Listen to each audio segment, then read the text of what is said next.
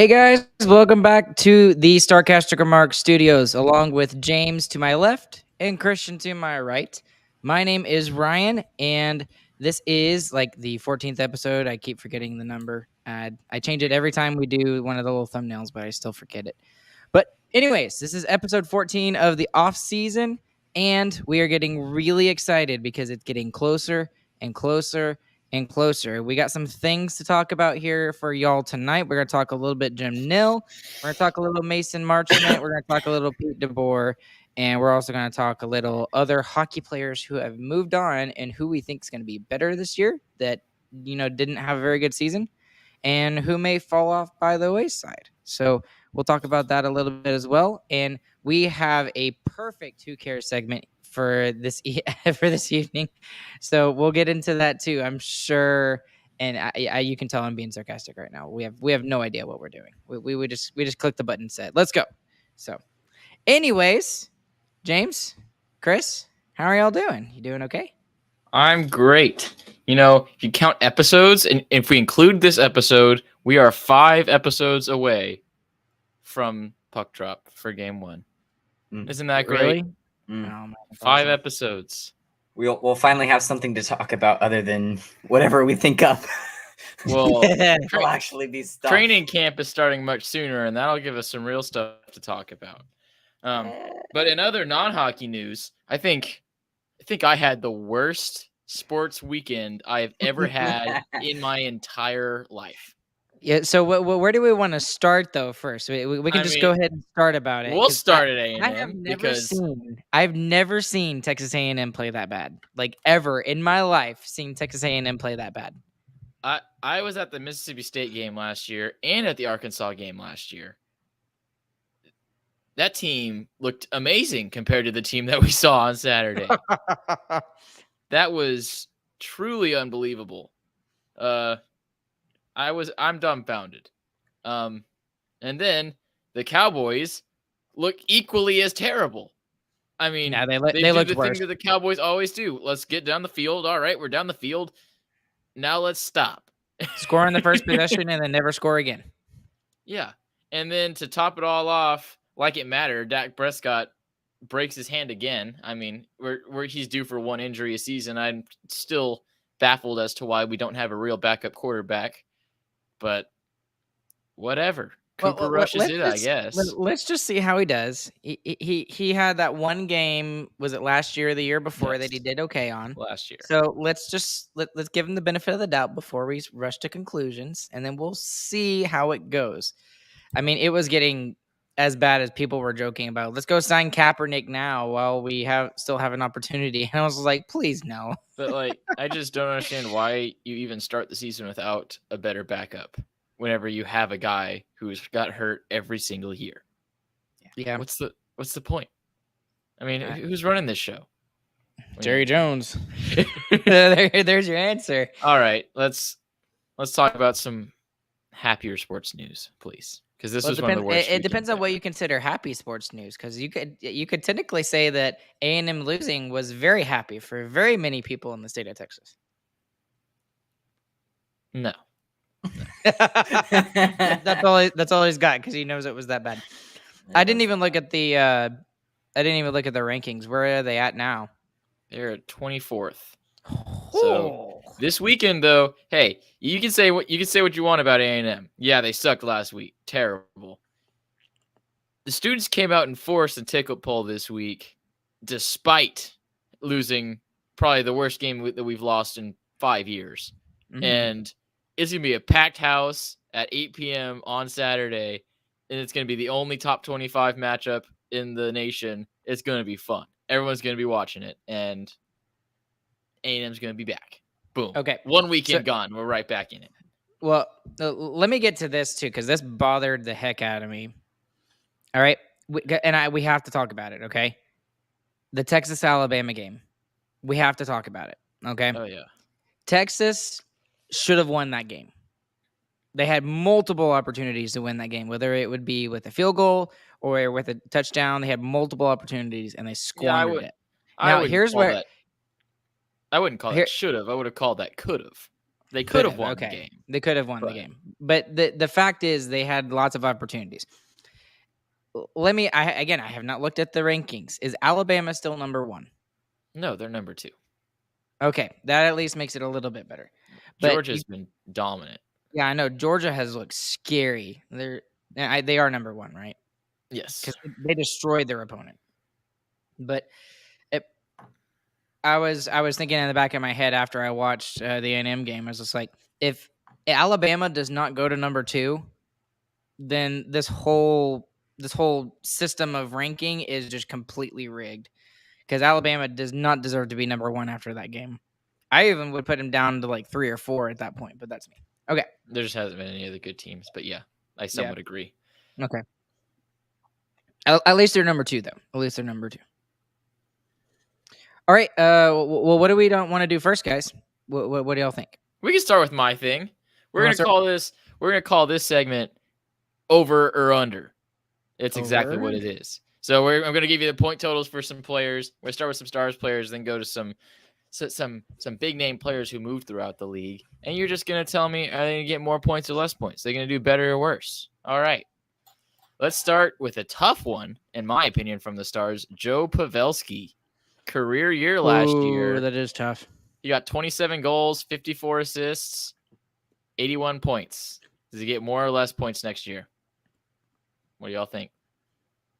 Less. I'm gonna go under. I think what he did was crazy good, and we probably won't see that again next year. I'd highly doubt it.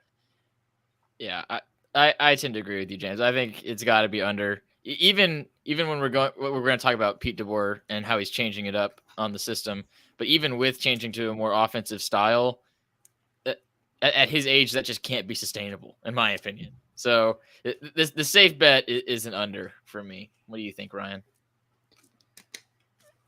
Dang, I don't want to say over, but You can go even. Can I go a little under? Sure. We'll give Like you a little under. I still What think do you he think? makes If you're gonna make that distinction, how many points under? like maybe 10, maybe 5 to 10 less points, and that's it. Fair enough. He's got the IQ of a freaking hockey god, and he's playing with 2 really good players. Well, hopefully 2 really good players, because one's not signed yet. But I mean, he's the perfect addition to that line. He doesn't have to be fast. He knows where the other 2 are going to be. He knows where he has to be if he's going to get the puck. So, and he's a great passer, and that's all he did this past season. He's got like what 50-something assists. You said 54 assists. right, and Passed and tipped.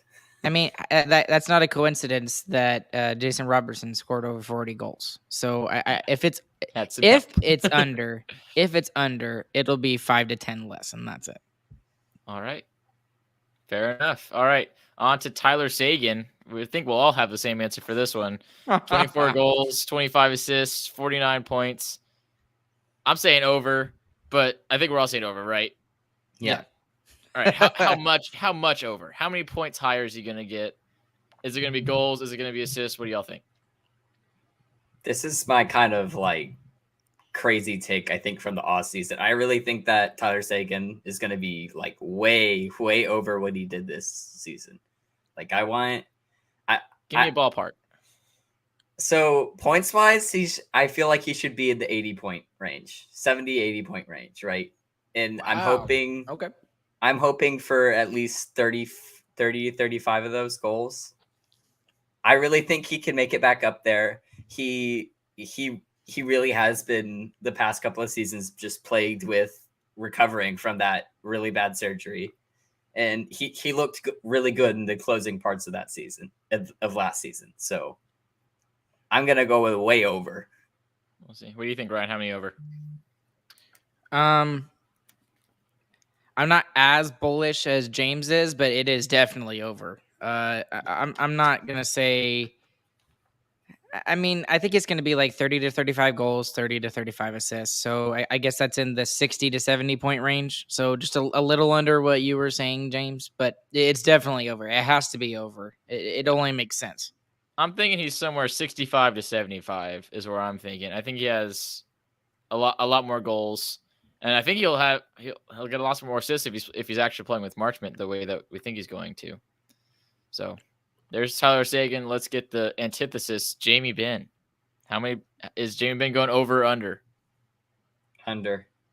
Under. I just don't see it. Under. I- Wow. So okay. Tyler really- Sagan's going to get better, and Jamie Benn's going to get worse. Do you think they're on the same line then, or do you think I they're on don't different think they're on lines? the same line. I think that by the end of the season, I think we see Sagan and Ben on different lines. Like I just Ben is a great player, but he's not scoring the same way that Sagan was at the end of the season. End of the season, Sagan was starting to get more into places where he could score more, and Ben just kind of stayed the same throughout the season. He's still gonna get in front like he always does, and he's gonna get those scrappy goals, but it's not gonna be at the same pace as top two lines, I'd say. Yeah, I think he doesn't. logical. Yeah, I think he doesn't look as dangerous. So I'm gonna say he stays Right. even. I don't think he goes Yeah. that far under. No, I'm taking it back. He's gonna go under because I think what's gonna happen is we're gonna start the season with Tyler Sagan, Jamie Benn, and Mason Marchment. And I think as it goes on, it's gonna be Sagan, Marchment, and then one of our prospect guys on the second line. That's gonna be my hot take.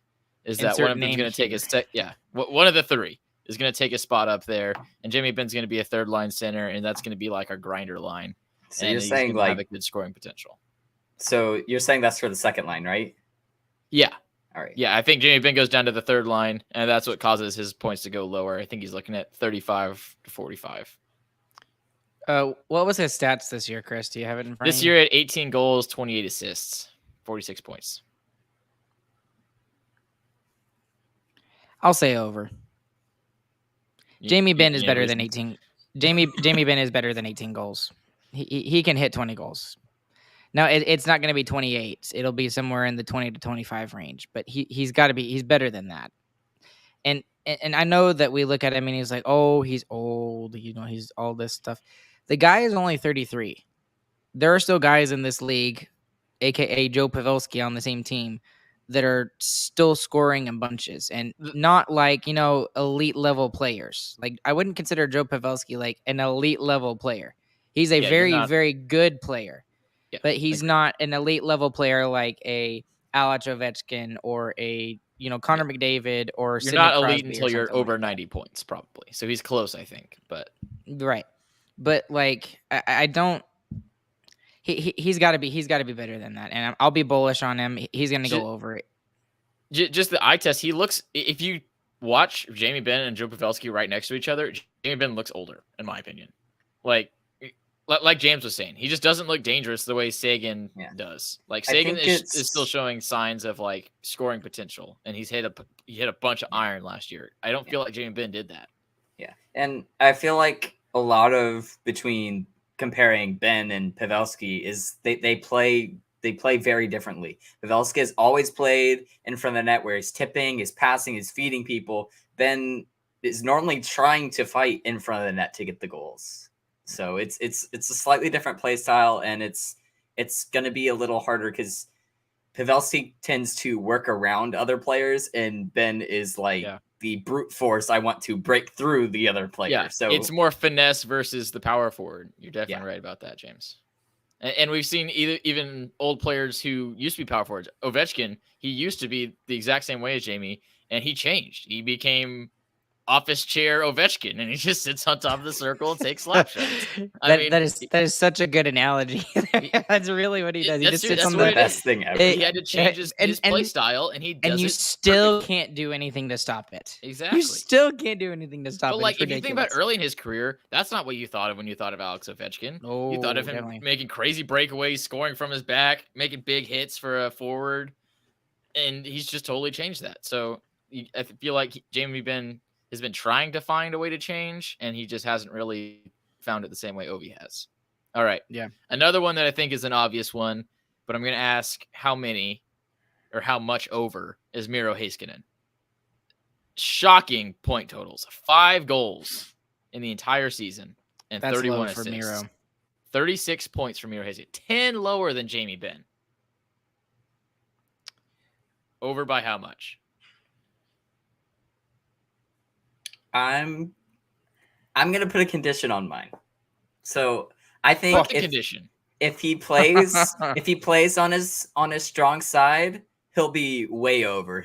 And I feel like he could easily break into the high 50s in point totals.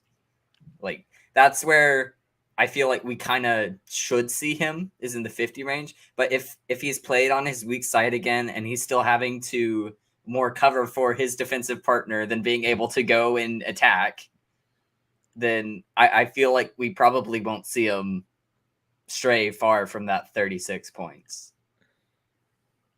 Ryan. Again, Miro's better than 5 goals. He's got to get to double digits, and for us to be successful, he's got to get to double digits. He's got to get to 20, in my opinion. I don't think he's going to get to 20. I think he is going to get to 15 plus, 15 to 20. And I think his assist total will be around the same, so like 30 to 40, something like that.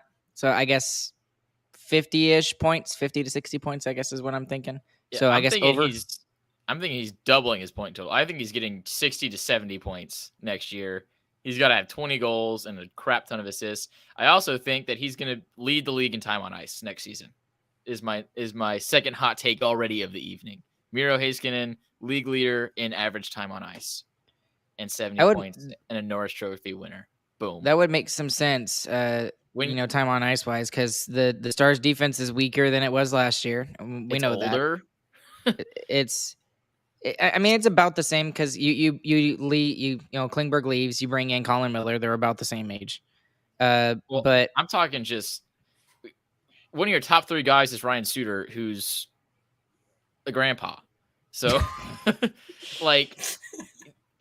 one of these seasons he's gonna fall off on time on ice, and I think it's gonna be this season. And Ryan Suter was our best goal-scoring defenseman last season. Yeah. Suter was our top point producer on the blue line. Not point producer, goal scorer. My bad. How many goals did he have? Do you have 8? I don't have that down. It wasn't a lot. it wasn't double digits. I know that. It was like 8, 9, or 9. Final interesting one for the Stars, who is recently a star, Mason Marchment.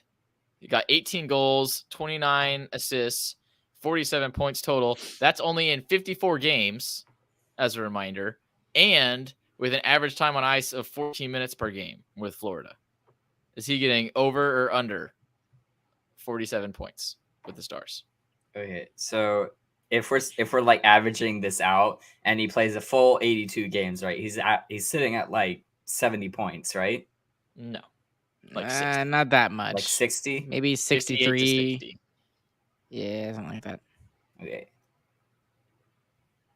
I'm gonna say under. I'm just saying 47. Is he going over 47 or not? Oh, over 47, he's gonna be over 47, yes, I think. But like in terms of like performance wise, he'll probably be a little bit under what we saw over in Florida. I mean, that team is just so much offense all the time. They don't think about anything else. They're constantly jumping up on the rush. And we're going to see that more in DeBoer's system, I feel like, but it's not going to be to that same degree. No. But I mean, I expect him to hit probably the 50-point range. Yeah, I'm thinking he's going to stay around the same as what he's at right now. I'm expecting 45 to 50 points from him, and that's in a full season with more time on ice and playing on the second line.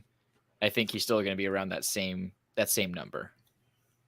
I think it's going to be even. Honestly, I agree with you.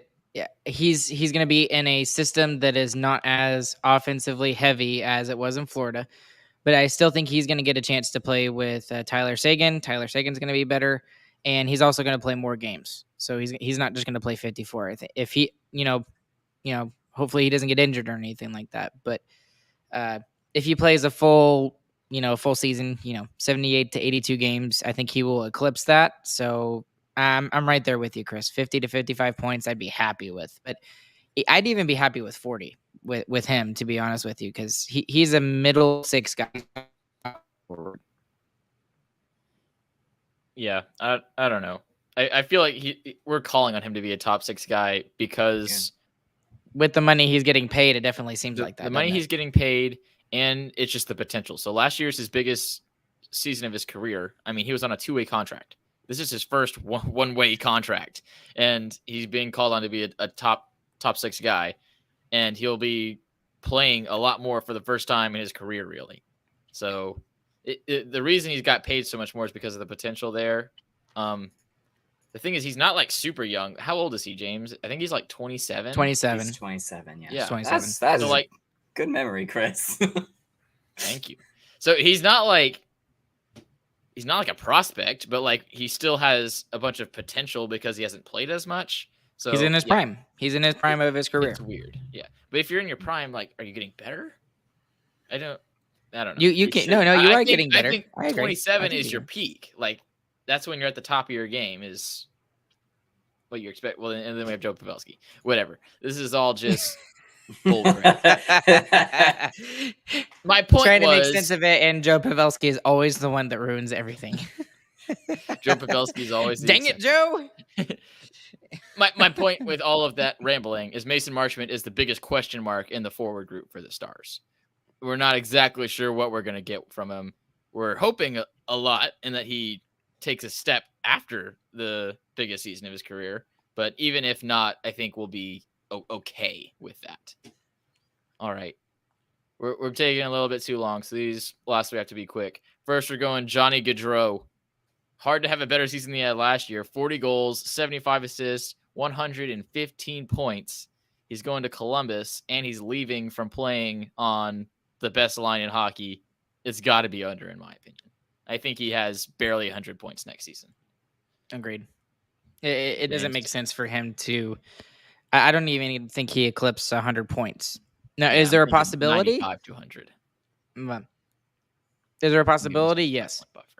Mostly because, and there's one player that kind of scares me in making this prediction, but it's Patrick Laine. Patrick Laine is he is a very gifted goal scorer. If somehow they immediately have chemistry and they look super scary, then maybe they both eclipse 100 points. We'll see. But we'll just have to see how the chemistry is between those two guys. All right. James shook his head. He agrees. Yeah, I agree with y'all.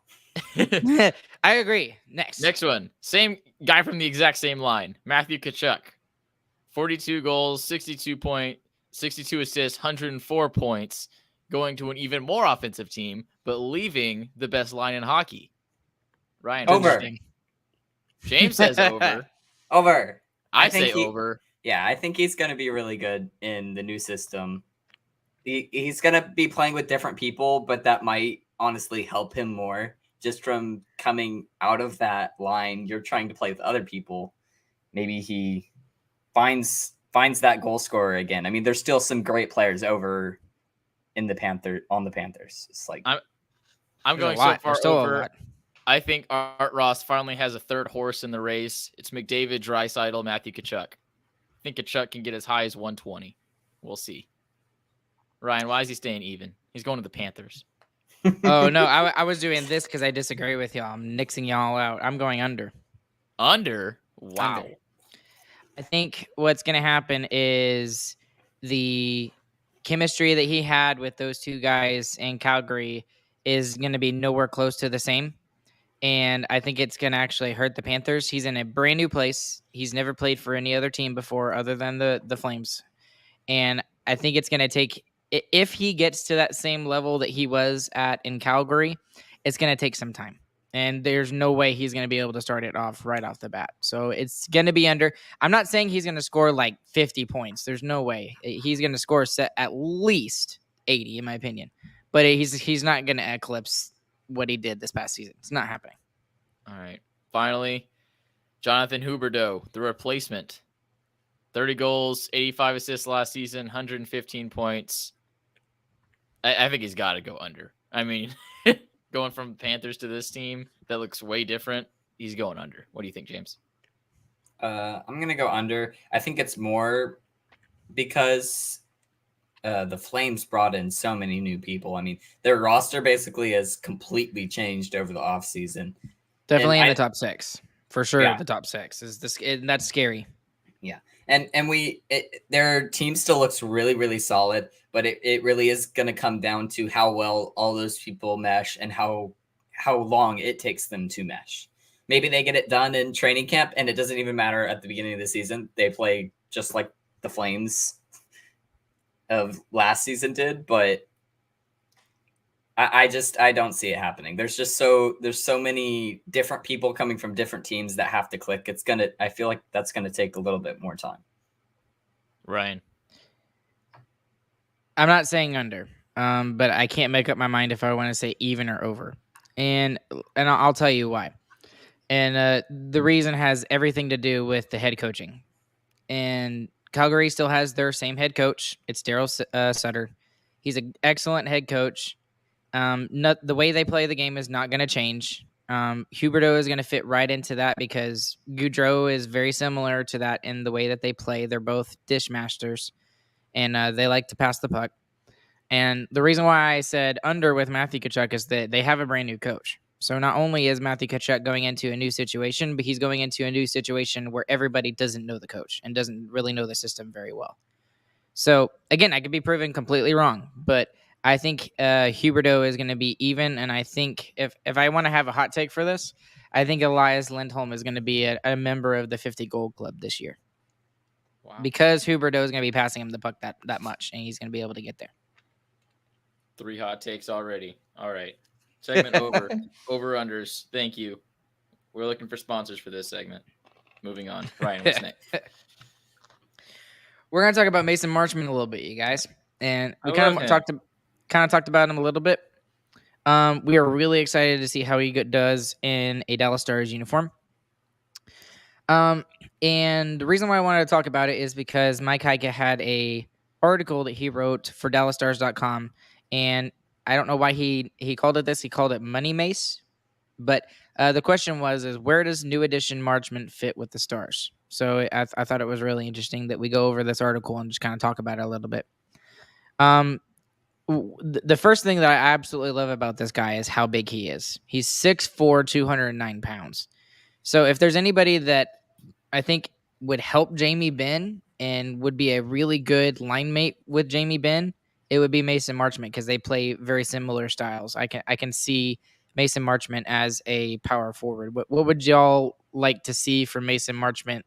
Do you see him on a third line with Jamie Benn? Do you see him on a second line with Jamie Benn and Tyler Seguin? What do y'all think?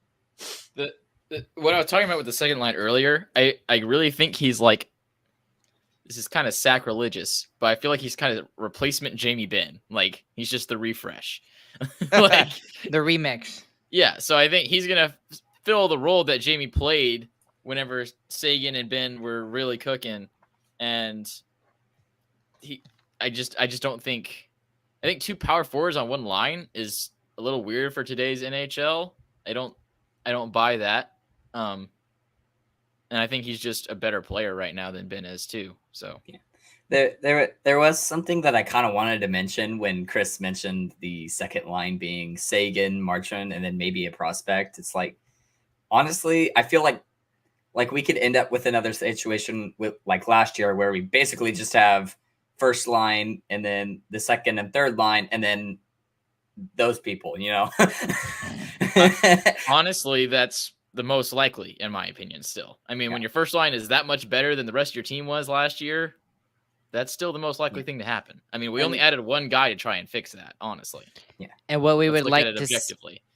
What we would like to see is more balanced scoring from all 3 lines, like we saw with Minnesota this past year and with St. Louis. I would like to see more balance. I want to see the first line score the same amount of goals, and I want the other lines to try and get close. But that's what I'm saying is more balance between like the second and third line scoring more is what I mean. When someone says they want more balance, the thing I fear is that they're just going to break up the first line, because that's what it feels like always happens whenever someone says, "Oh, we just need more balance," and that is the wrong thing in my opinion. Honestly, I feel like this season we kind of have like a dark horse player on our team. We have Denis Gurianov on his 1-year contract. Okay. Dark horse. He is a dark horse because he's been so bad over the past couple of seasons with bonus, right? He's not scored the points that he's gotten, but now he's finally he's going to get his last chance, right? So he's closing out. If this year he sucks again, then he's probably off the team, right? So, but I feel like with him being in a new system with DeBoer and having just a new coach in general, I feel like he could really he could have a really good season this year. And do you put Marchment in that same kind of category? I put not really redemption, but just stepping up. He should step up. I mean, Marchment obviously in my opinion, I don't think he's probably more of a middle six forward. I really think that he's still going to have to fight for a second line position, in my opinion. I agree 100%. I feel like the only person in my mind who should be solid on that second line is going to be Tyler Seguin. That's what all the auditions are for with all of these players. You've got Gary Onoff, you've got Peterson, you've got the big three prospects, you've got Marchment, you've got I'm sure I'm thinking Damiani. I mean, you could add Delandry in there even possibly because Delandry had a decent season in the AHL. So, I mean, any combination of guys that would work with Seguin, that's what they're auditioning for at training camp next week. Yeah. And we really like finding wingers to play with Seguin was probably one of the hardest things that we were trying to do last season. We couldn't find anyone to stick with that second line, and the only one who ended up staying there was Seguin. I mean, that second line, sometimes Ben was on the third line. He was swapped out, and really Seguin was the only one that stayed on that second line all year long. So personally, I would like to see a line of Marchment, Ben, and Gary Onoff. I think that line would be scary to play against. A third line that could still score. I really think that would be an excellent line. Who's scoring on your second line? You putting two prospects on the second line? Maybe. I want to see Peterson up there, honestly. I do too. I think he deserves it, and I think he's gonna have a breakout season. Okay. Well, anyway, getting back to Marchment here. He does have 4 years at a cap hit of 4.5. He's actually making $6 million this year. So this is definitely like, hey, you're getting paid top 6 minutes here. We really need you to do it. And then he has this paragraph that Heike wrote. It's the performance evaluation part of the article. Marchment has had only one great year in the NHL, but he picked a wonderful time to have it. The burly winger hit for 18 goals, 29 assists for the Panthers, and that led to, a big free agent contract with the Stars. Marchment averaged just $14.07 in time on ice, but was able to be a player who created puck possession and helped his teammates. He earned rave reviews, and that's the reason for the big raise. So I guess the biggest question for me coming out of the performance evaluation out of this is, if he does get that opportunity to be on the second line with Seguin, his time on ice is going to go up. With those extra minutes, is he going to be as effective as he was for the Panthers with the limited minutes that he got in Florida? I think that's kind of what we were talking about in the over-under too. I should have planned that out a little better. That's my fault. I'll take the blame for that. But yeah, Chris, you suck. I think he's going to get more ice time and then get on a less offensive team, and overall, that's just going to kind of balance out. Even itself out. That's why I went with even on our over-under segment. What do you think, James? I'm kind of just with y'all there, honestly. Nothing to add there. All right. James thinks I'm a genius. No. We're just on the same brain wavelengths right now. Brave wave. Goodness. Brave wave. All right. So, and then Heike also kind of talks about his expectations for 2022-2023. I'm just going to read one paragraph from this. It's the big one. On one hand, Marchment has shown incredible potential, and the Stars are banking he will continue his development. So there's where we were talking about, even though he's 27, Heike is even mentioning, that he could possibly develop. On the other hand, he had his best season on the best offensive team in the NHL, and that might have skewed his numbers. Because of this contract, Marchment should get more opportunity in Dallas, potentially playing in the top 6 and getting power play time. He'll also be able to work with two coaches who he knows pretty well in Pete DeBoer and Steve Spott. So I think I think the biggest dark horse in that particular paragraph is how he's going to do on the power play. Because if there's anything that the Stars really need to get better at and that they need a lot of help in, it's mostly the power play because at times I was yelling at my TV in a 3-0 game that the Stars were winning, that watching the power play legit do nothing. It goes in, they dump it in. Oh, there goes the puck. It's right back out. Nothing. That's all they would do with it. So, do you think that Marchment's going to be effective on the power play, and maybe that's where he gets additional points? I think he absolutely is going to be. I think he might even get first line power play, just because it also talks about in the article how much of a possession player he is. Obviously, coming from Florida, that's what they're all about.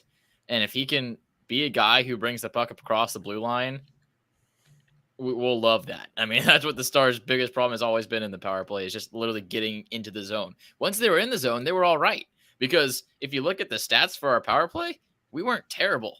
Like, it was just so frustrating to watch because we would not get into the zone at all sometimes. It was all season long. It felt like we would just knock it in, they'd knock it out, and then we would get in there for like 5 seconds straight, and then the puck would go in. It's like, okay, well, that power play kind of sucked, but we scored. That is what it felt like. That's what it was like all season long. Yeah, right. I agree with you all 100% because we'd sit there and complain about the power play for like a minute and 45 seconds, and then there's Robo. Oh, he threw it in the back of the net. Cool. All right. It would make our power play stats look really good, even though on the ice it really, really sucked. So, but I think that's going to be really big for him. I think that's going to be really big for him is getting points on the power play. Now, what I would also like to see him do is, because he's so big and because he's so physical and he's demonstrative, he's huge, I would actually like to maybe even see him on the penalty kill a little bit as well, just because of how big he is. So I don't know how that would work, but maybe. I just don't think we need him there anyway, though. Honestly, yeah. I mean, we have Foxa, Glendening. Ben plays a lot on the penalty kill. Sagan can play on the penalty kill. Hintz plays on the penalty kill. Hintz is one of the best two-way forwards on our team. I just named like half of our forwards that already play on the penalty kill. So yeah, but the point is though is that if he can maybe take like Hintz's spot, and Hintz doesn't have to play, on the penalty kill, he can focus on getting goals and stuff like that. I would like to see that. I feel like he's more likely to take Sagan's spot than he is Hintz. Either one. Yeah, right. That's the point. Is like we want to be able to rely on players to come in and do something like that. Yes, everybody should be able to penalty kill. Everybody should be able to play on the power play. That's the way that you should be able to do that. But it doesn't work that way. And if we allow other players, and Marchment is not a top 3 guy. We have our top 3 guys. We want those guys to focus on getting us offensive points. And I mean, that's how we win the game. If Marchment can take away those responsibilities away from especially Sagan, I think that would help a ton. And that would allow Sagan to get more creative with the puck and allow him to do some other stuff. That also depends on who's producing too. Like if Marchment comes out and he does take another step and he's point per game guy, I'm not putting him on the penalty kill. Especially if we don't need him to. Yeah, right. Yeah, and that could totally change too with who's hot. Like if Marchment's hot and Sagan's not, Sagan's playing the penalty kill. If it flips at one point, Marchment can play penalty kill. That would work too. But I don't even know if this guy could play penalty kill. I've never seen it. I haven't watched him. That was a great I guess. I don't think he actually has played penalty kill in the past, like in the NHL. I'm sure he's played it, in his career sometime, but I don't believe that he's actually played penalty kill in the NHL. But because he's so big, it just makes sense to me. Having size on the penalty kill helps. You can block shots more. Yep. Okay. Anyways, we need to get into the other thing, right? Yeah. Closing out this segment, though, I think we're excited about him because he's such a big question mark, and I think that's what we'll be looking at most if one of our prospects doesn't get into the roster. He's going to be one of the top things we're looking at the first 10 games of the year. So keep an eye. And let me say this too, because there have been some people who have been getting on to I'll let you say Jim Nail for it. they always complained about Jim Nill not going out there and taking risks and stuff like that with certain players and everything. Like, I would not see Ryan Suter as a risk. I did not agree with that. You knew what you were getting when you gave him the money. This is a huge risk. I mean, like, $4.5 million is a lot of money in a cap that's not going up for another 2 years probably. So give the man some credit. He's taking a risk. He is 100% taking a risk on this kid. I'll give him credit if it was the right decision. All right. What's the next thing we need to talk about? I don't even remember. All right. Saad Youssef had a really interesting article in The Athletic. Yeah.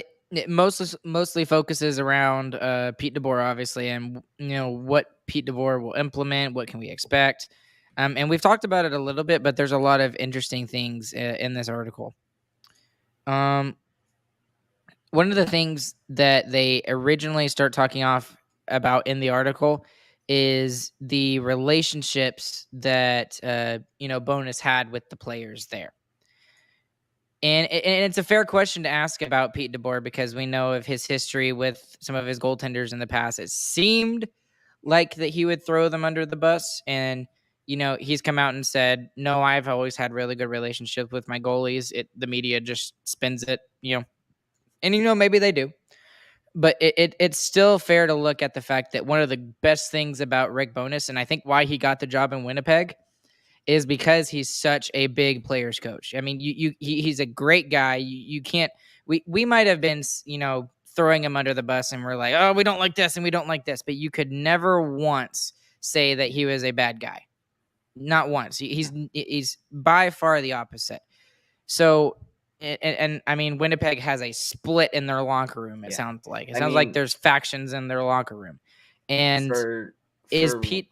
Sorry, go ahead, James. Go ahead. For Winnipeg specifically, I feel like they couldn't have hired a better coach. They really couldn't have. That's who they need right now.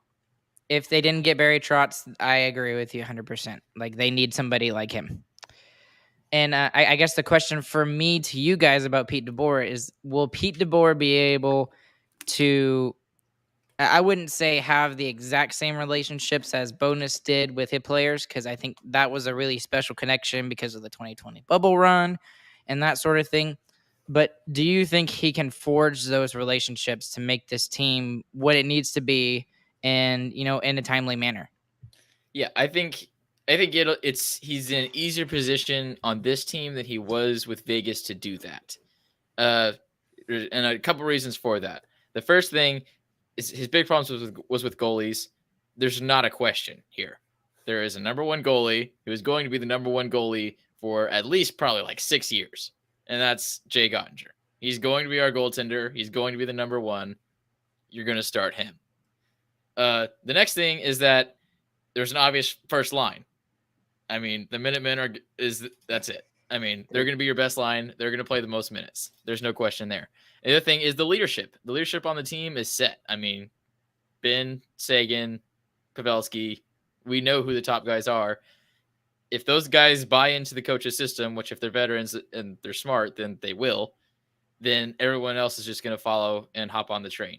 So I think he's got a much easier situation in Dallas to get that done than he did in Vegas.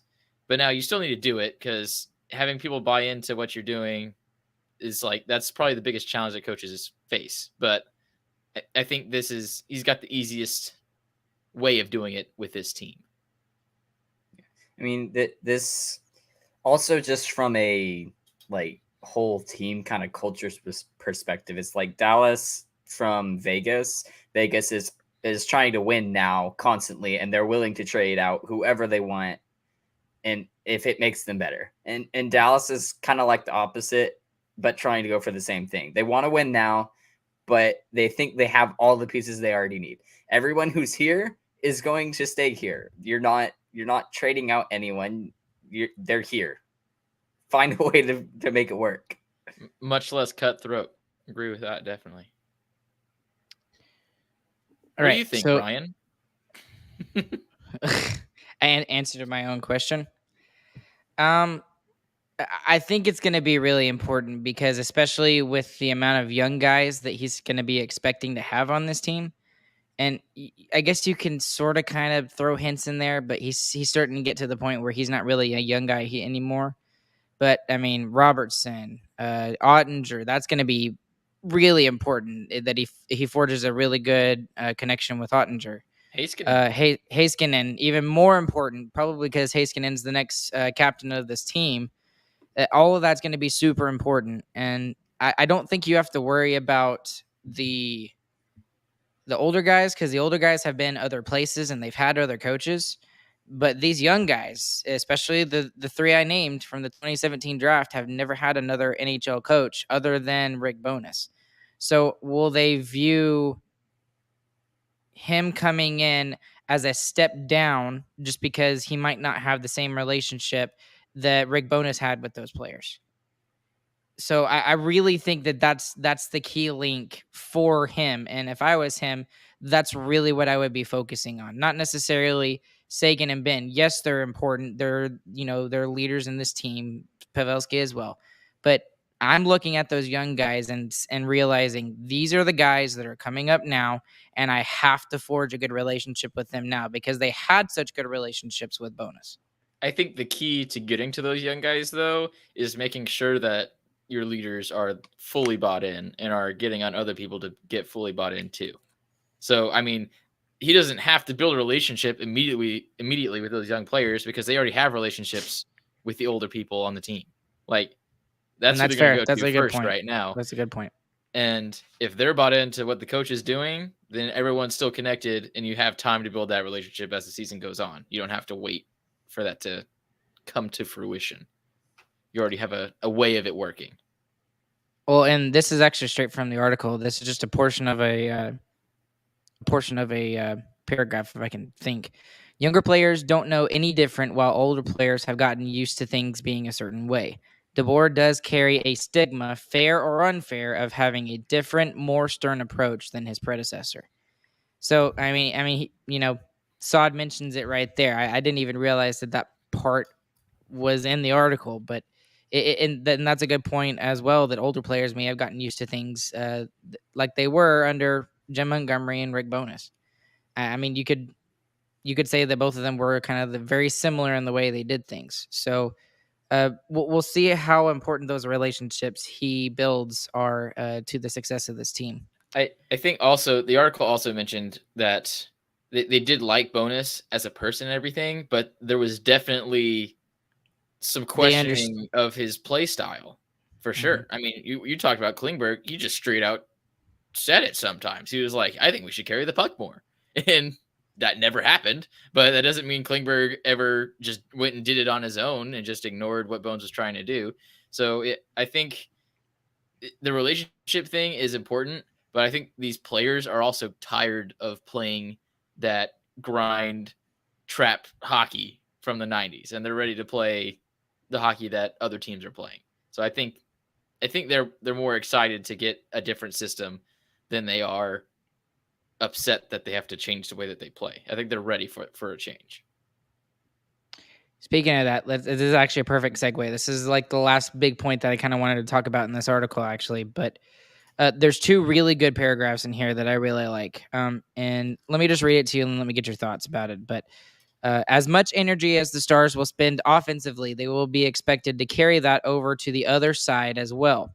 Tracking back is how DeBoer coaches his players to back check. Tracking back requires forwards and defensemen to be in sync and playing hard. A forward picking up the puck carrier means the defenseman must defend the circles and watch for cutters. If the defenseman takes the puck carrier, forwards have to hurry to the slot to prevent passes from two trailing players on the rush. So what it sounds like is that everybody does everything. It's not like, the defensemen are only supposed to be 90% of the time focusing on defense. It's everybody's all bought in to every aspect of the game. And if one person is taking over your job for a split second, your job is now to take over their job, what they normally should be doing. It sounds like it's just a revolving door is what it sounds like. Yeah. It sounds like the NHL. Right. So do y'all have any thoughts about that particular part? Nope, that's definitely how he's coached. How he's coached it. Go ahead, James. And I feel like for some of these players that we have on our team, it's going to be very natural for them to do that. Like, I feel like Hintz, that's one player where he basically already does that. Robertson. And Robertson does very that good defensively too. Yeah. Sagan does it too. And I think it hurts. It's going to take some time for players like Guryanov and Peterson. That's going to get some getting used to as well. And especially some of these new players, maybe not like some of the two-way forward prospects that we're looking at, but some of these players who really just like to go up and rush and just go and get a rush chance and try to score on their own. It's gonna be a learning curve to try to figure out how to just seemingly move between position to position without having to really think about it. All good thoughts, James. All good thoughts. And this is an interesting question that the Brooke on YouTube is actually pulling up. Hey, Brooke, it's good to see you. How will that affect Miro on defense? It just makes him more aggressive. I mean, he's able to go after the guy with the puck and know that somebody's going to have his back. If he gets the puck real quick with his stick checks, like he's the best in the world at, then he can just immediately start going the other way. I mean, it's going to make him a lot better. I think it helps Miro the same that like it helps Hintz. Like it seems something that is so seamless for him. Like he can back check when he gets caught. It's like one of the coolest things that I liked watching Miro before we got like super defensive with him is he can really he can skate, man. He's a lot faster than we give him credit for. He can keep up with Connor McDavid. We've seen it time after time after backwards. time. And if you can keep up with Connor McDavid, I mean, you're wow. yeah, exactly. And I just remember seeing him turning around and skating backwards too, and back checking like a forward, and it looks so normal for him. Like I think that we'll really see Miro play almost more of a forward position than a defenseman. That'd be interesting. I definitely think it'll affect him in the fact that he'll get more points because it will allow him to be a little bit more flexible and go on the rush more often. But we'll see how that goes. Last little paragraph I wanted to point out is mostly about the four-line system that he's going to be putting in. This is straight from the article. DeBoer's system is going to be demanding, which is why he's also big on playing four lines. This next sentence is very interesting to me. He doesn't believe in a designated checking line. Looking instead for the most lines he can get playing his style effectively. It's part of his philosophy because the demands of his system are such that most players can't, and if playing as hard as DeBoer wants, shouldn't be able to sustain long shifts. This style of hockey can work when executed, but can also expose weak links quickly. That's why DeBoer will need every player to buy in. And that second sentence is very, very interesting to me because we have had a designated one or two checking lines in the past with the last two coaches. So how do you think that's going to affect the players that are currently here? Do you think DeBoer is going to get them to buy in and they're going to be able to effectively get all four lines rolling, or do you think that maybe it'll take some time to get those players to get going? If he truly isn't looking for a checking line at all, I feel like that gives an even greater chance for some of these prospects to get into the lineup. If he's looking for all four lines to come out here and score and like try to score on every shift, then you can look at like Foxa and Glendening, and you can say like they're not safe either. Like the prospects can take their spots because they have that greater offensive potential. Agreed. I don't think it's going to be a huge issue, people buying in. I think that's also why, if you look at some of the social media stuff that we're seeing from the Stars, there's a lot of players in Dallas already, which is kind of weird, having that many star players in already before training camp starts. That's not normal. So I think everyone knows what's going on. They're getting into it, and they're giving more time to buy into what's going on this season. So I think DeBoer is really taking this by the horns, and I think it's going to do a great job and have the team ready by the first game. I don't think it's going to be a problem. Will he have the balls to break up that first line if that first line doesn't play the style that he wants them to play? I hope not, because that would be a stupid idea. Because I think he has the guts to do it if he doesn't think they're playing the right style. He absolutely would, but that would be the dumbest thing in the world. To break up the second best line in the league from last year. No. And I agree with you. Yep, I agree with you. And they play the exact way that he wants them to. I mean, we're talking about Hintz and Robertson being some of our best two-way forwards. Absolutely. Mm-hmm. Yeah. And they will definitely start off that way at the beginning of the season. I can almost guarantee you that. They'll at least start together for a good portion of the season. They'll play the whole season together. I hope they do. My life on it. I hope they do. So, anyways, before we get into our Who Cares segment, and we're so prepared for this that we're ready to be prepared for it. So y'all get your ideas ready about what your top 3 are going to be and what we're going to talk about. Chris, I'm going to throw it on you. But before we get to that, we do need to mention a couple of Dallas Stars news that we forgot to mention at the beginning of the podcast. But congratulations, first off, to Ben Bishop. Ben Bishop is now the coordinator of player development for the Dallas Stars, so he's stepping into a new role, and he's staying with the organization. Very good to see that. It's very nice. He's also a goaltender for what team is this contract at? Buffalo Sabres. Buffalo. He's also a goaltender for the Buffalo Sabres. So, man, this guy's just so busy. For one more year. Busy guy. Yeah. I don't know how he's going to do that, man. The practice schedule, he's going to have to go out and talk to the Stars players, and how awkward would that be if he has to play against some Stars development players. But anyways, really good for him to see that he's moving on. He seems to be happy. So we'll see how that goes. And I hope we see him on Bally Sports Southwest more often that would be cool. Next season. That'd be cool to see him again there. And then also we got to also mention the fact that the signing that we were hoping to happen has not happened yet. And we're not going to talk about it because we said we were sick of talking about it. But Jim Nill signed a 1-year extension with the Dallas Stars that puts him through the next season after this season.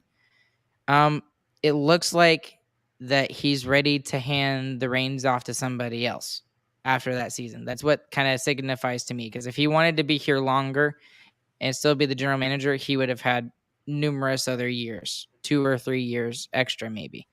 So I think we're going to be seeing a new general manager here very soon, you guys. And I don't know who that would be. I think it's going to be someone someone inside the organization. I would definitely hope so and think so, because that would just make some sense that Jim Nill's kind of grooming his replacement, his bad connotation. His predecessor. Very bad. Predecessor? No. Who's the person after? I can't think of anything other than the word that you just used. Yeah. Anyways. Okay. All right. So, let's get into our Who Cares segment for the evening. Christian, can you please tell our lovely audience what we talked about, the hours 2 months before? Ago? 2 months ago, the Who Cares segment is going to be over-the-counter medication. What is we're doing top 3 over-the-counter medication. That's so good. All right. Oh my goodness. Oh. So the rules for this, obviously, we were so ready for this, by the way. It can't require a prescription. It has to be something you can just grab from the aisle at CVS or Walgreens. All right. So that's going to be your ibuprofens, your Benadryls. Well, don't name all the stuff, because don't name them. Yeah. Don't name them all. I'm not naming all. I'm just giving you some, and I'll open the door to supplements as well. We'll open the door to vitamins and such. All right, James. James, number 3 over-the-counter medication. Go ahead. This is going to be so weird. Okay, my number 3 is going to be hydrocortisone. Nice. It's very good for anti-itch. there's lots of chiggers out here where we live, out in the country. Oh, You that get should 'em be your very number easy. one, James. No, it's That not should my number It one. absolutely doesn't be your work number very one. well. If it It worked doesn't. better, It doesn't work number great, but it's pretty cheap and it works at least a little bit. So, Yeah. number 3, hydrocortisone. For the over the seas people, little chiggers are little teeny tiny bugs that live in the tall Texas field grass. So That when you give walk like through ant it, bites. it's like you have like hundreds of ant bites on you. It's And worse. It's not way fun. worse. No, It's not it doesn't hurt as much as ant bites, but they're way itchier than ant bites. The itch after the ant bites you is the same, Yes, I'll agree with that. but the All bite right, itself is not what agreed. hurts. Mhm. Ryan, number 3, over the counter medication. Go ahead. I guess my number 3 has to be Claritin because I think it actually works really well. Claritin actually works really well for me, especially when I need it. So Okay. I'll go with number 3 is Claritin. Christian, number 3. Claritin does not work. It's terrible. It Claritin works sucks. for me really well. So All right, number 3, I'm going with the basic. We're going Benadryl. Benadryl is great. Not because it is an antihistamine and it makes you opens your nose up. It's because it just knocks you out. So if you ever just have a cold and you can't sleep, just take Benadryl and you'll feel better because you'll be asleep. And your nose, you can't tell if your nose is running when you're asleep.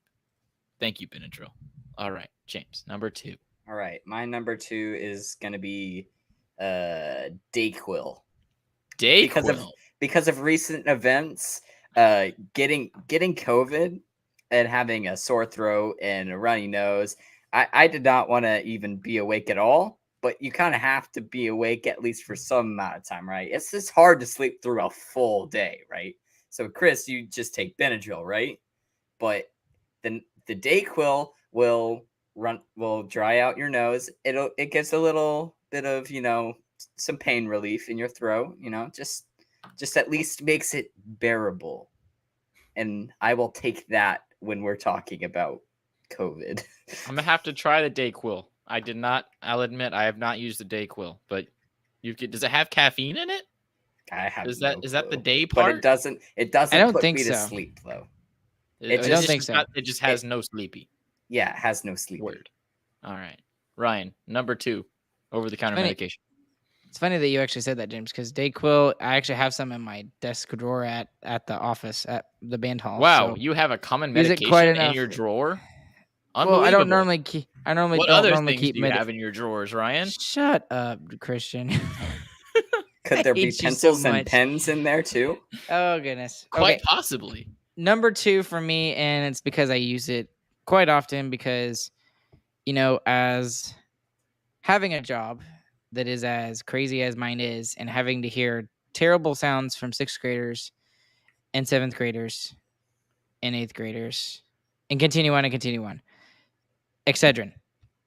I have a lot of headaches sometimes and it Wow. gets really bad, especially with 6th graders. I have to take the strong stuff. We're going just to straight make past the sure. Advil to the Excedrin. That's crazy. It's funny that I have Dayquil, but it's even more funnier that I have Excedrin, and it's not like the little, the regular strength Excedrins pills. are like It's horse like the pills. ultra. They're huge. They're giant. As far as and, over counter like- medication goes. They're Yes, quite large. but it works wonders, and I absolutely love it. That Absolutely does love have it. caffeine in it. I know Excedrin does. Yep. All right. Maybe that's why I like it. My so much. number 2 is a recent discovery for me. So where Benadryl would be is what we would call a habit-forming sleep aid, there is one that is quite questionable that is not habit-forming. That's going to be melatonin in the gummy format. Melatonin gummies. They are great. The in studies, gummy formats. in gummy format, yes. They have strawberry. They're very yummy. It tastes like candy. So there's conflicting studies on whether or not melatonin actually helps you sleep. Or if it's just a placebo. Or if it's just a placebo. Yeah. But they're mixed right now. There are no conclusive studies. But it works for me. So if it's a placebo, cool. It's a good placebo and it tastes like candy. So that works for me. So yeah. Melatonin. So it's a medicine that actually isn't a medicine. It's just a placebo. That's why I included supplements. It's not really medicine either. It's a supplement because melatonin, your body produces melatonin. So That's true. I've just done a lot of research on this because I had to know if it was real or not, and I still don't know. But Even after all the research, your body produces melatonin when it gets dark. So like that's like a trigger chemical that tells your brain, okay, it's nighttime. We might want to sleep. I think my body lacks that. Yeah, mine too. No, with light everywhere, it doesn't really get as dark. Like even in the old time when they had lamps and stuff, it was still way darker. That's why. Boom. Get back to caveman days. James, number 1 over-the-counter medication. Okay, my number 1 over-the-counter medication is Benadryl. There are multiple reasons for this. Like Chris said, it puts you to sleep. And for me, I try not to use it a lot so that when I do take it, it's really effective. And in like 30 minutes, boom, I'm asleep, right? But also, throughout my childhood, I have been stung by many wasps and bees and stuff in the face. So Benadryl helps a lot with the swelling, and it does put you to sleep. So it helps a little bit with the swelling, but also your sleep. So I've had multiple occasions where I've been stung in the face by wasps and other flying objects. James is known for that, of getting stung multiple times by various creatures, not just wasps. We have wasps, we had blue jackets, we've had weird ants. Scorpions? That stung you, James? Yeah, no. I actually haven't been stung by a scorpion yet. So Oh, I thought you had. No, Wow. I think or was that you, Chris? Okay, that was I've you. been Chris stung by a scorpion has, on a fanger. But yeah, so I like Benadryl mostly because it helps with swelling. All right, Ryan, number 1 favorite over-the-counter medication. Go ahead. And I don't know if y'all will know this actually about me, but when I go to sleep, I have to be able to breathe through my nose. I don't know why. It's just a thing. I have to be able to breathe through my nose. So especially when I have a stuffy nose, I have to have oxymetazoline, which is AKA the active ingredient in nasal spray. I have to have it before I go to sleep when my nose is stuffy. I got to be able to breathe through my nose. I use it every single time my nose is stuffy. Thankfully, I haven't had to use it recently, but there have been portions where I go for months where I have to use it every single night, for 2 or 3 weeks on end. And that's how I'm able to fall asleep is because I use that stuff. It, gives me temporary relief. I'm able to fall asleep and at least get some decent sleep. So my number 1 is oxymetazoline. Nice. All right, Chris, number 1. This is, I'm shocked it's not on y'all's list, honestly. I'm kind of offended. Oh, boy. The number 1 over-the-counter medication is most obviously ibuprofen or Advil, as the populace knows it. It is wonderful. It kills pain everywhere. I don't know how it knows where the pain is. It always does. Toothache, ibuprofen. Headache, ibuprofen. Muscle soreness, ibuprofen. Every single thing, ibuprofen. Crying about Stars losses, ibuprofen. I'll take ibuprofen. That's fine. My head hurts after watching Stars games sometimes, and I take ibuprofen. Yeah, that's true. That's what I do. I've got a massive bottle in there. The recent development is ibuprofen liquid gels. Those are fantastic. Your Those basic work really ibuprofen fast. take 30 minutes. Liquid gels, 10 minutes. Boom. In your system. It's attacking the pain. I did not know about this. The liquid gels are amazing. You got Sounds like a game changer. Game changer, but they are a little bit more expensive. They're I think they're like 50% more expensive, which is like, but they're totally worth it. But again, they take a third of the time, and like it actually works really, really well. The ones I got are blue. Yep. It's awesome. They're blue. That's crazy. You can shake them, and you can see the little liquid moving around inside of them. How cool is that? That's awesome. The one thing about me with like the liquid gels is that they're huge. They're absolutely enormous. They can be. They're not enormous though. Excedrin is like twice the size of an ibuprofen liquid gel. Okay, I guess that's true. But like, I don't know. Maybe it's just because I've taken Excedrin for like almost a decade and a half now. But like, old. Yeah, and so maybe I've gotten used to them being giant pills. But normally I can't deal with giant pills like that. But With Excedrin, I can. With other pills, for some reason, I can't. It's weird. All right. Good Who Cares segment. Yep. Yeah, I think that was the best Who Cares segment we've ever done. All right, next week's Who Cares segment is going to be top 3 Who Cares segments. Oh my!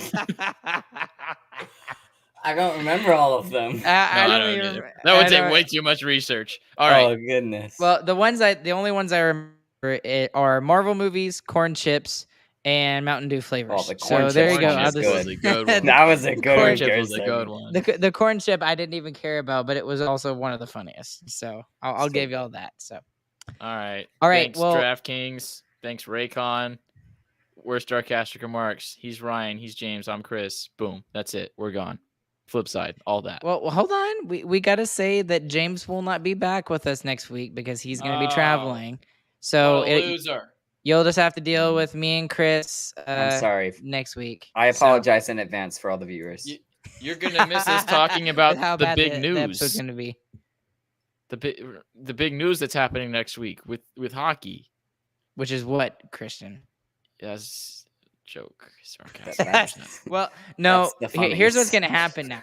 Now that we've said that Now James Jason is not going to be on the Robertson's gonna episode, Oh yes. Robertson is going to sign. I'll take the hit. I'll take the Good. hit for that. Thank you, James. Thank you, James.